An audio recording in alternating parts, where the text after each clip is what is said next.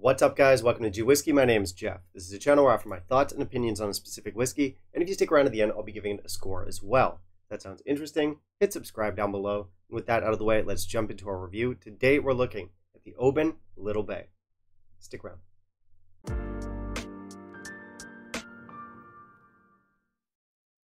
Okay, so this one is a re-review. I looked at the Oban Little Bay last year, and that one was my second bottle, and I was a little bit underwhelmed with that one. It wasn't as good as I'd hoped, especially after the first bottle that I had previously, which was fantastic. So I'm not sure if there were like some batch issues going on there, if my palate was just in a mood for the entirety of the bottle. I don't know. But because I'm on such an Oban kick lately, I figured I'd give this one a shot at redemption, especially since, again, that first bottle I had was really good. This one, I think, is the only no age stated Oban that's widely available on the market today, and it's been matured in, refill American oak hogsheads, European oak sherry casks, and refill casks with new ends. So we've got some fun little cask play there. And this seems to be the go-to Oban for a lot of people, and that definitely has something to do with price. This is the cheapest expression from their core range. The 14 is a whiskey I thoroughly enjoy. I reviewed it recently. I'll link it up there. That is probably their most famous expression, but nowadays it's hugely overpriced in a lot of markets. Which means when people want an Oban, they want a taste of that coastal character, that salted caramel character, this is the whiskey they turn to. And despite being a no age stated whiskey with pretty weak specs, it does actually have its fans. Like even me, when I first tried it, I really wasn't expecting much, and I was pleasantly surprised.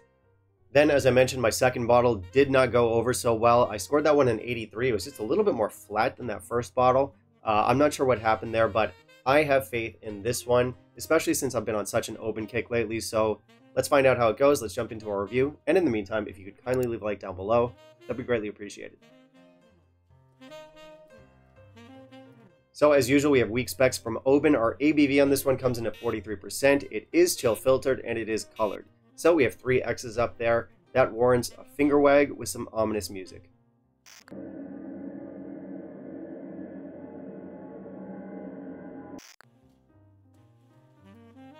Alright, so we've got our fake tan color there. As for the bottle itself, I think it looks good. I like the baby blue color scheme. That's kind of unique. We have the usual Oban look with like the text on the sides, our sort of logo in the middle. I think it's modern. I think it's stylish. This will get a solid 4.5 out of 5. Of course, we have nothing about color or chill filtration. We do have a little red box here that says small cask. And then just underneath that, it says distilled in small batches. And that might account for the batch variation I got between my first and second bottle. It also says slowly married in our smallest casks. So what kind of small casks? I don't know. Nice bottle though.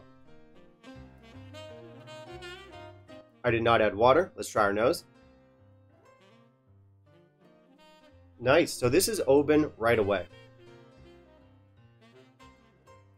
Yeah, we have those coastal notes. We have apple and salted caramel in here.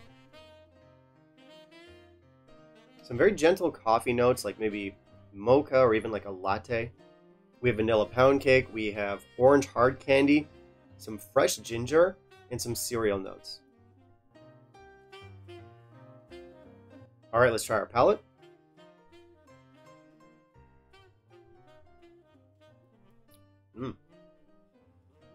Nice mouthfeel to this, surprisingly. The flavor coats your mouth here. Start off with some spices. White pepper in here, that signature Oban sea salt note.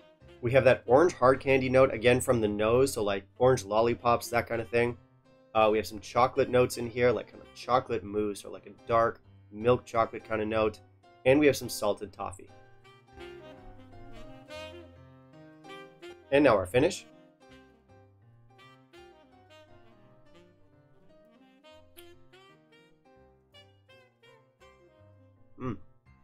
Okay, more milk chocolate, more orange hard candy. We have some warming spices in here, like some baking spices, Christmas cake, and like a floral honey. Again, we've got that salted caramel, we've got some oak, some spicy ginger. Our finish is pretty long for the ABV. Alright, so this one doesn't get a lot of love, and I do kind of understand why. Like, on Whiskey Base, the score for this is below 80, and I definitely don't think it deserves that score. But the cards are not stacked in its favor, and there's a few reasons for that. The first and most obvious reason would be the weak specs. It's a Diageo product. It's got that 43% color chill filtered. Nobody likes that. Number two is that it's the only no age stated Oban from the range. And number three, this one got started in the travel retail market. That was before it did eventually make its way into the core range, but travel retail releases, often unfairly, just don't get any respect from the whiskey community. This is one of those whiskeys that might sell well at airports or with casual consumers, but it's exactly the kind of whiskey that enthusiasts just love to hate. And I get it, like on paper, there is not much going for this whiskey. But I think it's pretty good. I think it's decent stuff. I mentioned earlier that this one does have its fans. I'm one of them. Of course, it's not a mind-blowing whiskey. It's not the best Oban out there, but it's definitely not the worst. And actually, that's something I'll get into when I do my Oban ranking video. I'm editing it now, so that should be the next video I put out, so stay tuned for that. But no, it's a fun one. I can't say I'm disappointed. What's nice with this one is that it makes the sherry casks work, because as far as I'm concerned, Oban does not need a sherry touch. It can handle it, but it's not like necessary. It's such a beautiful distillate on its own that really it's best to just let it shine. And there are a few whiskeys out there from Oban with a sherry touch that, as far as I'm concerned, just don't work. But this one is fine. Because our sherry is not over the top here. It doesn't overwhelm the distillate. This one still has the house style at the fore. And then the sherry is just a nice complement. It adds some nice fruitiness with those apples. We have that orange hard candy note, which I think is really interesting. We have those warming spices and those coffee notes. We also have some more pronounced floral notes in this, which I think are really nice. So this one is different enough. It's unique enough. Like, it separates itself from the rest of the line. It more than justifies its existence.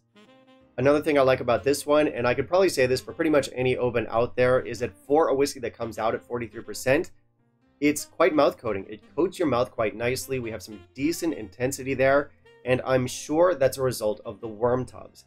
And that's something I've come to realize over the last few years. I absolutely love whiskey that's produced with worm tubs. They do make a difference. Worm tubs are like these old school, like coiled condensers. They're attached to the top of the still, and it's their job to collect the vapors and cool them back down into a liquid. And most distilleries these days are going to use a modern form of condenser. Very few distilleries are still using worm tubs, but those that do, honestly, it makes a difference. Because they add more weight to our flavors, and that's especially important when you have whiskeys like this that are unfortunately released at a lower ABV. So this one at 43%, it hits harder than it should. It's got more intensity than it should. Also, for a no age stated whiskey, this one doesn't taste young. It doesn't taste old, but just like there's nothing about this that's like hot or undercooked. I think our flavors have a really nice balance. So overall, this is a winner of a whiskey. I'm thoroughly enjoying it. My score here is going to be 86. I think if you're a fan of the regular 14, but you don't want to pay the extra price for it, this one is a nice alternative. We do have that sort of coastal Oban character that we all love. It also takes us in a little bit more of a fruity floral direction, but it works. So overall, I'm enjoying this one. It's one I'm recommending. So Oban 14 is still very reasonably priced in my market, and I do prefer it, but I've heard from so many of you that it's just massively overpriced where you are. So I think if that's the case, this is going to be the best value buy from the Oban line. It is a beautiful whiskey. I believe it's priced at the high end of entry level, but that's okay. It's better than most entry level whiskeys, so I'm okay with the price on this one. Okay, that's it for me today, guys. Thank you very much for watching. If you want to help support the channel, please consider becoming a patron. Otherwise, you can like, comment, and subscribe, and I do want to hear from you. Have you tried our Oban Little Bay here? What were your thoughts? And finally, down in the comments below, you can let me know what you want to see me review next, and I'll keep it in mind for my upcoming videos. Bye, guys.